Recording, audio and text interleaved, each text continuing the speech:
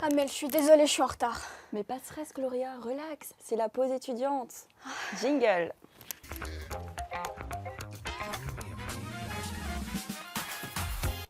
Installez-vous confortablement, prenez un café, tout de suite, la pause étudiante.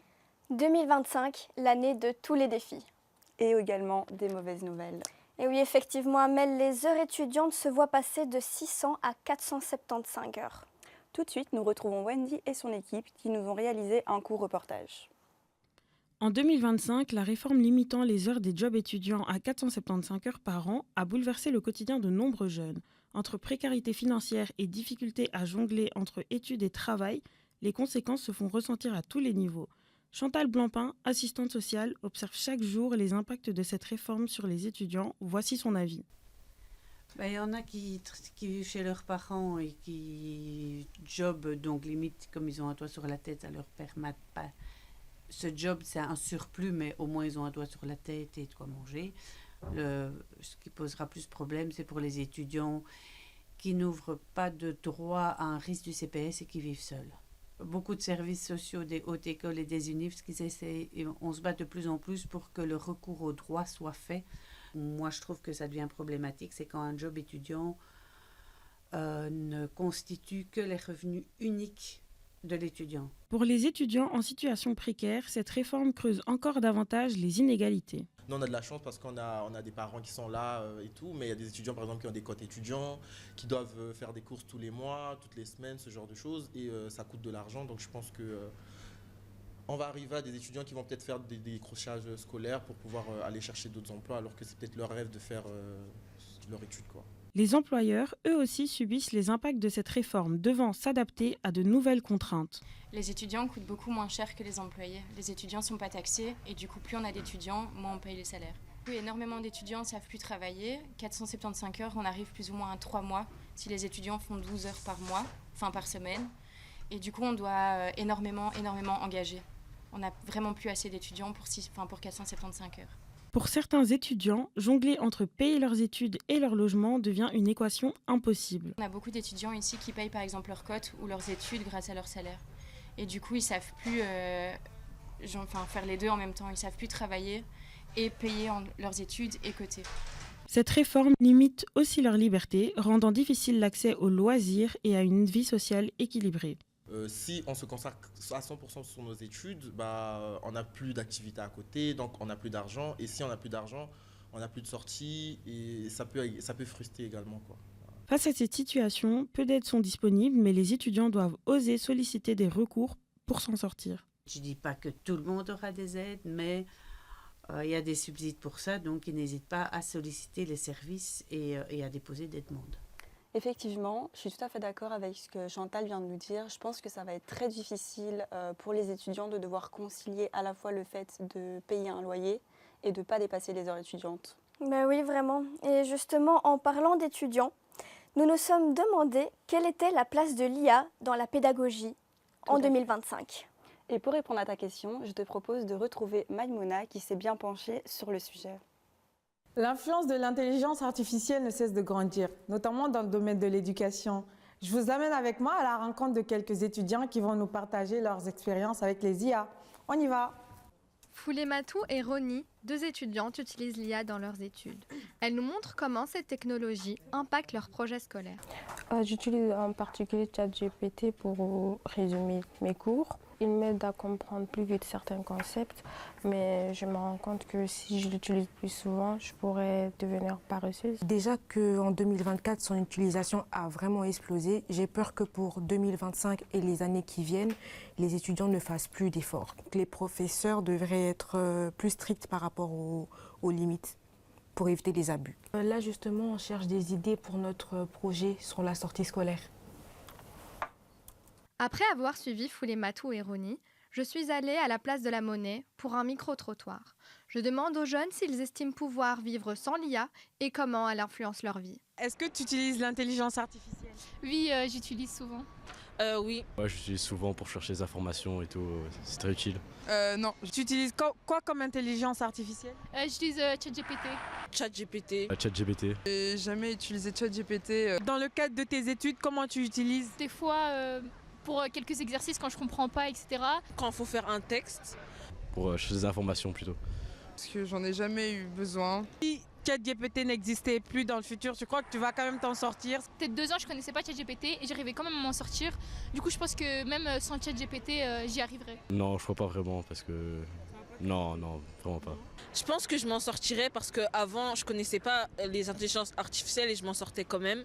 Parmi les jeunes interrogés, la majorité connaît surtout ChatGPT et beaucoup disent qu'ils sauraient vivre sans si jamais il disparaissait. Je crois une dimension importante qui est la dimension sociale, le rapport à l'étudiant, le rapport au professeur. Je ne pense pas que c'est la même chose pour vous d'assister à un cours ou de suivre une formation en ligne. Je crois que l'interaction avec la personne reste fondamentale dans un rapport d'apprentissage. On essaye de fixer un certain nombre de barrières, de dire, par exemple, pour l'écriture du travail de fin d'études, oui, j'ai utilisé l'IA, dans quelle proportion et pourquoi faire, et comment est-ce que je peux signaler ce qui viendrait de ma pensée plutôt que ce qui viendrait d'une intelligence artificielle. Maintenant, allons découvrir l'avis des experts. L'éducation reste essentielle et l'IA ne va pas éduquer les gens par elle-même. Donc les gens doivent être éduqués à l'IA. Et pour ça, il faut un enseignement qui soit suffisamment costaud et structuré et qui puisse suivre ces tendances. Alors l'intelligence artificielle, opportunité ou danger pour l'éducation? Le débat reste ouvert et les prochaines années seront décisives. Ce qui est sûr, c'est que cette révolution est en marche. Et oui, tout à fait, l'IA peut être très utile. Moi-même, je l'utilise en tant qu'étudiante, mais je pense qu'il est important de savoir qu'il y a un impact conséquent sur l'environnement, comme le fait que à chaque question posée à ChatGPT, il faut savoir qu'entre 10 et 50 requêtes, cela demande 2 litres d'eau d'utilisation. Mais c'est énorme! C'est énorme, vraiment, c'est choquant. Pour notre sujet suivant, nous allons accueillir notre invité, Imad Messoudi. Bonjour Imad. Bonjour. Bonjour Imad, merci d'être avec nous aujourd'hui pour la pause étudiante. Nouveauté cette année, c'est le tournant que prend la pédagogie dans l'enseignement. Et oui, est-ce que vous avez entendu parler de cette réduction budgétaire dans l'éducation? Et surtout, vous, en tant que professeur et journaliste, qu'en pensez-vous? Alors c'est intéressant parce que comme j'ai les deux casquettes, je vois un petit peu les deux côtés du miroir. C'est clair que l'enseignement de façon générale en Belgique francophone coûte très cher, avec des résultats qui ne sont pas à la hauteur de ce qu'on met comme argent, nous, vous et moi, parce que c'est nos impôts qui payent l'enseignement chez nous. Et donc, il y a des questions à se poser sur la façon dont c'est organisé. Donc, je peux comprendre qu'il y ait, dans le chef du nouveau gouvernement, des volontés d'économie, d'amélioration, etc. Après, sur le terrain, on se rend compte que dans toute une série d'écoles, pour toute une série de filières, c'est compliqué pour certains jeunes, par exemple les 7e qualifiants, qui ne vont plus pouvoir entrer en 7e à partir de la rentrée prochaine. C'est compliqué dans les écoles supérieures, c'est compliqué un petit peu partout. C'est vrai qu'on se pose la question, où est l'argent? Alors, pour un certain nombre d'observateurs, la question des réseaux est problématique. Donc les réseaux, le réseau libre, le réseau officiel, c'est peut-être là où il faut aller, mais ça fait partie des tabous de la politique belge, en fait, en tout cas au niveau francophone. Et c'est vrai qu'avec ces deux casquettes, moi je vois un petit peu les deux côtés du miroir et c'est vrai que c'est très compliqué comme sujet. J'imagine. En tout cas, je vous propose tout de suite de retrouver Céline et Sophie Charlotte qui étaient présentes lors de la manifestation. On se retrouve ce lundi 27 janvier, 11h, à Gare du Midi, le point de départ pour la manifestation des enseignants, jusqu'au point d'arrivée à Madou pour dénoncer les mesures d'économie décidées par le gouvernement et maires engagés dans l'enseignement qualifiant. Je suis enseignant, je suis professeur dans le qualifiant. Je suis prof de néerlandais et d'anglais. Militante au Parti de travail de Belgique, le PTB. Je suis étudiant en réto. Donc je suis enseignant dans le secondaire à l'Institut technique Saint-Gabriel, donc dans le professionnel, le technique, bref le qualifiant. Je suis à Bichu of Shame et on est en esthétique. Je suis enseignante à Saint-Gilles de géographie. Je suis enseignant, je suis prof de maths et de mécanique. Donc prof de cinéma et je travaille dans le cinéma aussi. On a interrogé les manifestants sur leurs revendications. Avec les réformes qui vont être menées, c'est plus possible. Non seulement on a une disparition de nos sections, donc ce qu'on veut faire, c'est qu'on veut englober les étudiants dans une seule et grande section, regrouper les classes, mais à ce moment-là, l'attention particulière, on ne sait plus la donner. Notre soutien, on n'en a pas vraiment besoin, puisque finalement, c'est notre métier, c'est notre vocation. Tout ce qu'on demande, c'est de la considération. Parce que c'est le dénominateur commun à pas mal de maux de notre société. Ça commence par là, et si on ne corrige pas ce problème-là, les problèmes vont apparaître plus tard. Et il est indispensable justement de travailler sur cette chose. Les manifestants expriment leur colère en jetant par exemple des œufs sur les façades du MR et des engagés. La police a dû intervenir pour protéger les sièges politiques. Fait que le MR quoi. L'enseignement c'est important et il faut que l'enseignement reste public et que tout le monde ait accès et les mêmes droits égaux que dans l'enseignement, que ce soit qualifié en général et que les enfants qui sont moins favorisés puissent faire leurs études de leurs rêves. Il y a des mesures qui sont contre non seulement nos professeurs mais aussi contre nous, donc les élèves, et on est venu manifester contre ça parce que c'est dégueulasse en fait. Dans tous les cas, d'autres actions seront prévues dans les semaines ou mois à venir. C'est vraiment impressionnant. Il y avait plus de 30 000 personnes présentes à cette manifestation. Et parmi elles, il y avait Herva, notre collègue, qu'on va retrouver tout de suite. Bonjour Herva, quels sont les impacts de cette réduction budgétaire sur la... Alors comme vous pouvez le constater ici à Arlois, aujourd'hui beaucoup de monde se sont mis au rendez-vous pour manifester. Le manque de budget dans les écoles risque d'entraîner une surcharge de travail pour les professeurs car il manque également d'enseignants dans les écoles. Ce qui risque d'entraîner des classes surchargées avec beaucoup trop d'élèves dans chacune d'entre elles. Pensez-vous que cette manifestation va faire changer les choses ? Alors oui, aujourd'hui tous ceux qui sont présents le souhaitent de tout cœur. Merci Herva. Et oui, comme on a pu le constater avec Herva, les manifestations seront bien en hausse cette année, tout comme le coût de la mobilité. Exactement. Imad, pensez-vous partir cette année et si oui, comment ? Oui, alors c'est un peu particulier cette année, on pense faire un road trip en Grande-Bretagne. Donc on va partir en voiture. Mais bon, je ne veux pas vous mentir, hein, habituellement on prend l'avion. Moi j'ai pas beaucoup voyagé quand j'étais jeune, on n'a pas beaucoup d'argent. Donc maintenant que j'ai un peu plus de moyens, je sais que ça pollue beaucoup, etc. J'essaie de compenser par ailleurs. Je vais à vélo a priori la plupart du temps à mon travail. C'est vrai que pour les vacances, je pollue un peu. Et toi, tu comptes partir ? Oui, je compte partir le plus possible, honnêtement. Oui, et oui, je risque de prendre l'avion. Ah oui. On va pas se mentir, l'avion aussi, ce sera un peu plus simple. Tout de suite, nous retrouvons Nora, notre globe-trotteuse, qui a également soif de voyage tout comme nous. Session d'examen finie, cerveau en mode veille et valise bouclée, notre globe-trotteuse Nora s'apprête à s'envoler vers de nouveaux horizons. Voyager léger est une chose, mais visiblement sauver la planète coûte un peu plus lourd que prévu. En voulant acheter son billet, Nora tombe sur une surprise étonnante. Bruxelles Airlines rajoute un coût supplémentaire environnemental dans le prix de son billet, mesure rentrée en vigueur depuis janvier 2025. On a vraiment fait ce choix de ne pas juste augmenter le prix de nos avions, mais d'expliquer qu'on allait donc intégrer un supplément pour couvrir une partie des investissements que nous faisons pour devenir un peu plus durable. C'est une responsabilité partagée et nous demandons à nos passagers donc de contribuer aussi à cette réduction de l'empreinte environnementale. Voyager en restant au sol, c'est peut-être la dernière option que Nora a, mais est-ce vraiment une bonne idée ? On aurait bien aimé vous parler de l'augmentation des tarifs ferroviaires, mais notre globe-trotteuse a malheureusement raté son train. Bon pas d'avion, pas de train. Venez, on va prendre le bus. Lancé en septembre 2021, l'abonnement tech à 12 € pour les jeunes était une petite révolution.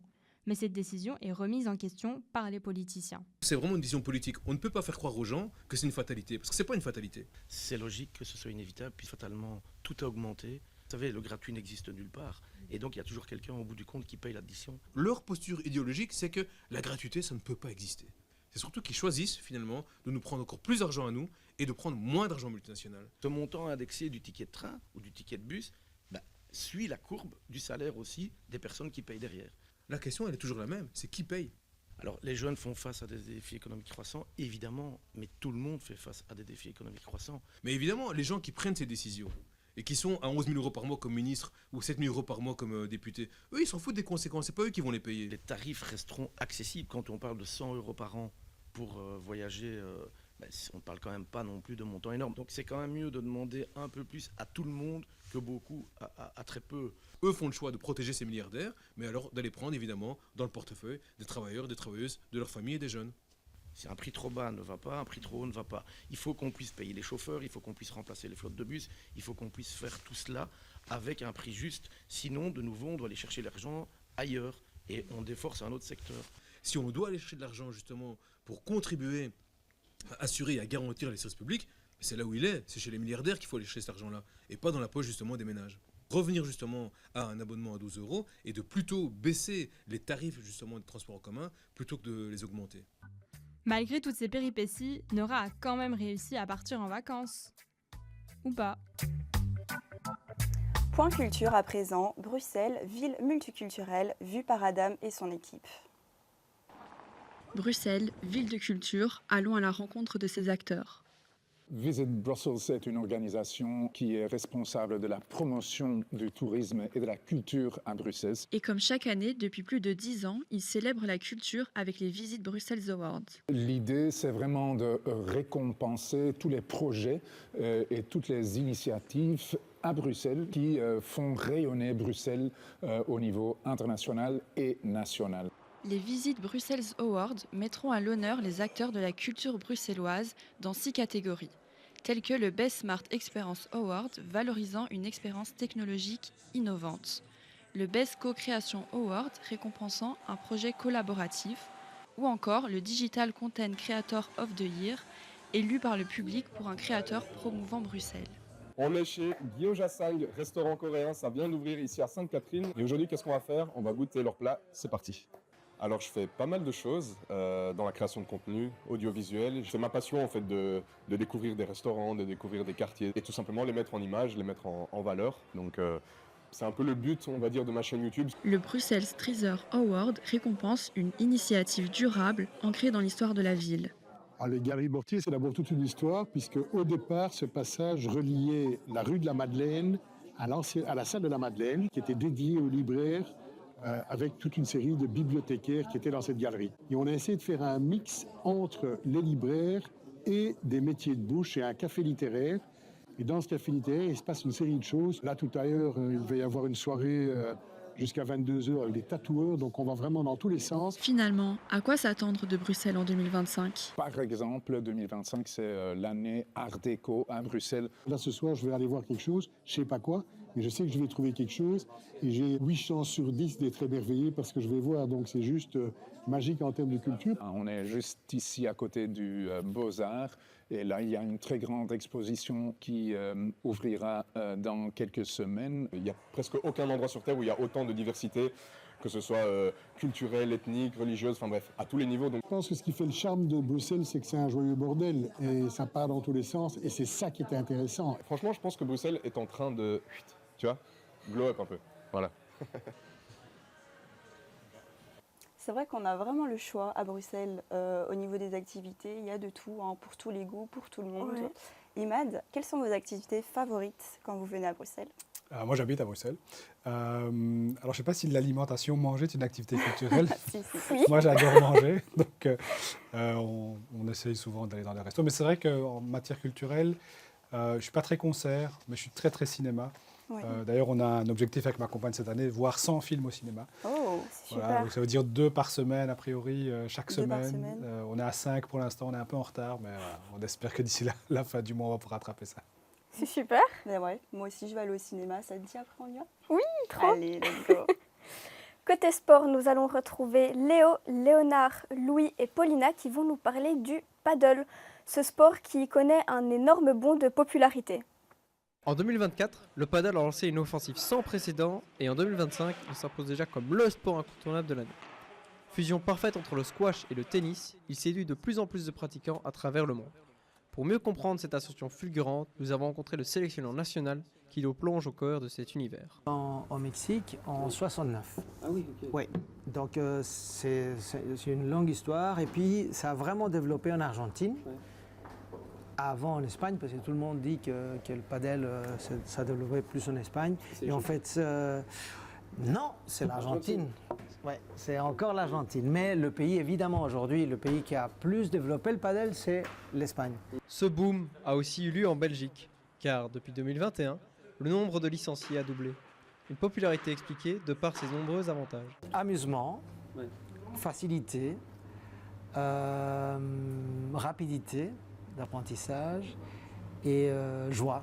Au paddle, c'est que c'était très abordable comme sport. Donc un débutant peut tout aussi bien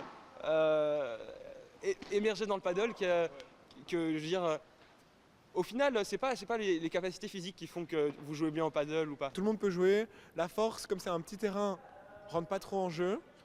Et c'est stratégique. La popularité grandissante du paddle crée un véritable défi pour le tennis, qui voit ses adeptes s'amenuiser progressivement. Il y a pas mal de clubs de tennis qui se sont transformés en clubs de paddle. Ouais, quand j'étais plus jeune, j'avais joué au tennis, ouais. Et pas mal de squash aussi, je sais pas si tu vois. Et sinon, ok, bah maintenant, ouais, je me suis mis au paddle en fait. Bah de base, c'est le tennis, sauf qu'il y avait trop de tryhard. Du coup, on est passé au paddle parce que c'est plus chill. Le paddle est souvent perçu comme un sport coûteux, mais les avis divergent lorsqu'on s'y intéresse de plus près. Entre ceux qui soulignent l'accessibilité de la discipline et ceux qui pointent son côté exclusif, le débat reste ouvert. À combien ça revient? À 12,50 €, 10 € ton quart de terrain par match d'1h30. Moi, je trouve que le prix est assez raisonnable. Les terrains de paddle sont assez chers par rapport à ce que c'est. Ici, on a loué un terrain, 4 raquettes et des balles pour 20 €. C'est le prix de 4 snaps. Pour vos bonnes résolutions, le paddle est un choix de première classe. Et en plus, on peut y faire de belles rencontres. Ma femme est actuellement joueuse de paddle. Je l'ai rencontrée là. Est-ce que ce visionnage vous a convaincu? J'étais même convaincu avant que ça commence, parce que je joue au padel. Je ne suis pas très sportif, mais avec des copains depuis quasiment un an, je crois, on joue au padel, à Trois Taxis, à Louise, à Montjoie, à Vic, etc. Et c'est vraiment un chouette sport, et c'est vrai que comme c'est expliqué, on progresse assez rapidement, et c'est un vrai plaisir. On joue 1 heure, 1 heure et demie, et c'est assez fun, et même si on est nul, c'est quand même fun. Et pas tous les sports le permettent, ça, d'être amusant, même si on n'est pas très bon. Super. Et toi, Amel, t'en as pensé quoi? Déjà, j'étais pas du tout au courant que ça venait d'Argentine et que ça s'était vraiment popularisé en Espagne. Je ne connaissais pas du tout le paddle. C'est vraiment quelque chose que c'est pas vraiment que je m'y intéresse. Je suis pas très sport, je vous avoue. Moi non plus. Mais en vrai, là maintenant, avec le reportage des autres, franchement, la vérité, je pourrais tester. Ça me donne envie. Et il y a des filles, Moi j'en aussi. vois sur les terrains. C'est vrai. Donc franchement, allez-y, c'est cool. Ok, Je vais tenter. ça tombe bien. Donc 2025, année de tous les défis, aussi des résolutions, mais qu'en est-il des Belges? Savent-ils s'y tenir? Nouvelle année, nouvelle résolution, entre sport, nutrition ou encore organisation, chaque année des milliers de Belges sont bien déterminés à mettre en place de nouvelles habitudes. Selon une étude, seulement 40% d'entre eux arrivent à tenir leurs résolutions après le mois de janvier, mais alors est-ce que l'année 2025 est l'année du changement? Oh putain! Oh bah Dora! Mais Val, qu'est-ce que tu fais? Ah bah je fais un petit reportage et toi? Ah putain, mais écoute, 2025, l'année du changement. Tada! Je t'ai mise au sport! Et ouais. Habillée comme ça! Et toi? T'as des résolutions cette année? Bah écoute, moi cette année j'ai pas de résolution, mais par contre je connais plein de gens qui en ont si Ok, tu veux. bah écoute, tu leur demandes et puis on s'appelle. Hein. Ça va? Oui, ça va. Allez, bisous. Hein. Salut hein. Quelles sont vos résolutions pour l'année 2025? Pour cette année, j'ai décidé de faire de l'argent, encore et encore, et pas tomber amoureuse. J'ai commencé à fumer il n'y a pas très longtemps et en fait je vois que ça m'atteint quand même un peu et je voudrais arrêter, mais vu que je fume beaucoup avec mes amis, c'est un peu difficile, mais voilà, en tout cas c'est ça ma résolution. J'aimerais aller voyager en Italie, encore une fois avec ma famille, et finir mes études. Alors moi mes résolutions seraient d'aller plus souvent faire du sport et aussi d'aller plus souvent voyager. Alors? Bah c'est sympa, hein. Mais on avait dit quelque chose d'original, quoi. Bah c'est pas original là? Bah c'est un peu classique quand même, hein. Bah tu penses que tu peux trouver plus d'originalité que moi? Bah oui. Est-ce que tu aurais une résolution originale pour cette année? Ouais, genre là je suis pas à récolter des fonds pour rentrer dans une école de musique. Ok. Voilà, ça, j'ai envie de ça depuis longtemps, du coup pourquoi pas faire ça cette année et enfin le faire quoi. Je pense que j'aimerais bien être plus ponctuel à mes rendez-vous parce que bon, je suis un peu le retardateur du groupe souvent, donc ouais, être ponctuel. Ouais, j'ai trop envie de partir au Maroc avec mon cousin. Ok. Mais en vélo. En vélo? La Belgique jusqu'à le Maroc. En vélo genre? Oui, en vélo. Ok, bah pour le moins c'est plus ou moins original. Et ben c'était bien intéressant tout ça. Et comme vous pouvez le voir, cette année, les gens ont des résolutions un peu plus originales. Mais que vous ayez des petites ou des grandes résolutions, surtout pas de pression. Le plus important c'est que vous soyez bien dans votre corps et dans votre tête. Et on vous souhaite un bon courage pour réaliser vos résolutions pour l'année 2025. Et d'ailleurs, toi Dora, le sport? Non mais t'inquiète, je gère. Et vous Amel et Gloria, c'est quoi vos résolutions pour cette année? Dites-nous tout! Bon, alors moi, mes résolutions, c'était d'arrêter le café et je suis actuellement en train d'en boire. Ça commence mal? Ça commence super mal, mais ouais, je suis trop accro au café, franchement. Matin, midi, soir, je vais avoir du mal à tenir cette résolution pour ma part. Et toi, Gloria, c'est quoi tes résolutions? Moi, honnêtement, je prends plus de résolutions parce qu'à chaque fois, j'en prends et en fait, à chaque fois, je ne les tiens pas. Donc, je préfère faire des petites résolutions tout au long de l'année plutôt que me fixer sur ça et puis déprimer parce que je n'arrive pas à les faire. Ouais, c'est sûr. Oui. Et vous, Imad? Moi, ça fait 1000 ans que ma résolution de l'année, c'est de faire plus de sport. Échec. Donc, sinon, les 100 films sur un an. Et alors, j'ai lu 12 livres l'année dernière. J'espère en faire 15 cette année. Voilà. Eh ben, entre les films et les livres, ça va vous occuper pendant un bon petit moment, je pense. Mais j'adore. Il faut. En tout cas, merci d'avoir été présent avec nous aujourd'hui. C'est Merci vraiment beaucoup. un plaisir d'échanger avec vous. C'était très cool. Et merci à vous d'avoir regardé la pause étudiante. Surtout, prenez soin de vous. Jingle.